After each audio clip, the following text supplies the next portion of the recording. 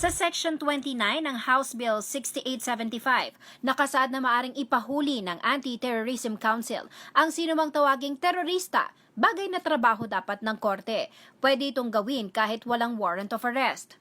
Ayon kay Sonia Capio, Provincial Chair ng NUJP sa Nueva Ecija, hindi lamang daw ang banta sa COVID-19 ang dapat alalahanin ngayon, kundi maging ang takot na posibleng idulot sakaling maisabatas ang House Bill 6875 o ang Anti-Terrorism Bill.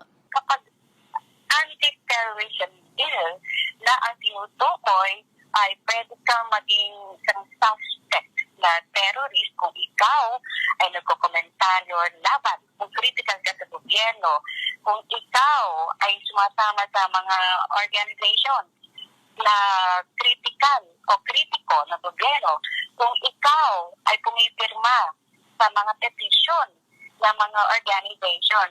At ang higit pong nakakatakot, kung ikaw ay miyembro ng mga mass organizations, miyembro ng Makabayan Bloc, o sumusuporta sa Makabayan Bloc, o miyembro ka ng NUJP, nakakatakot po yan. Paano mo susuportahan ang isang bagay na nakakatakot? Nakasa din sa naturang panukala na kinukonsiderang terorista ang sinumang susuporta o makikisa sa pagpaplano at paggawa ng mga aksyon na magdudulot ng pagkasawi o pananakit sa isang tao, paninira ng government properties, private properties at critical infrastructures, at paggamit ng anumang substance at armas na magdudulot ng takot sa publiko. So kung ang anti-terrorism bill ay nagpapahayag, nagdadala ng nakakatakot na sitwasyon sa buong Pilipinas, nakakatakot na damdamin sa bawat tao, hindi po natin dapat suportahan. Hindi po dapat suportahan ng taong bayan. Hindi po dapat suportahan ng mass media. Isang joint statement ay sinusulong ng NUJP National upang tutulan ang binansagan nilang terror bill. Maraming grupo at individual na ang pumirma rito.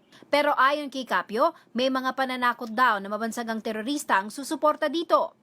Ang mga nangyayari raw ngayon, tila pag-ulit lamang sa karanasan ng Rehimeng Marcos, kung saan maraming paglabag sa karapatang pantao at pagsupil sa malayang pamamahayag ang nasaksihan. Pinapasahol pa.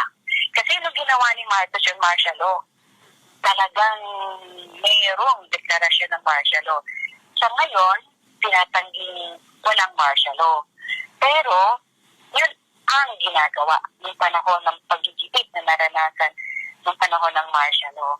Yung panahon ng martial law, kung may demokrasya pa na umigiral ngayon, kailangan dinggin ng pamahalaan ang boses, ang lagda ng mga pumirma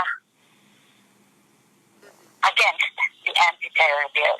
Naniniwala si Capio na susuportahan ng publiko ang kanilang panawagan at hindi papayagan ng mamamayang Pilipino ang pagsupil sa malayang pamamahayag. May panawagan din ng NUJP Nueva Ecija sa gobyerno. Tawagan na sana po ang ating gobyerno ang mag-usap, take initiative to have an open dialogue with these people, with these organizations, these institutions that they branded as enemies of the government. Jennifer Salenga, CLTV News.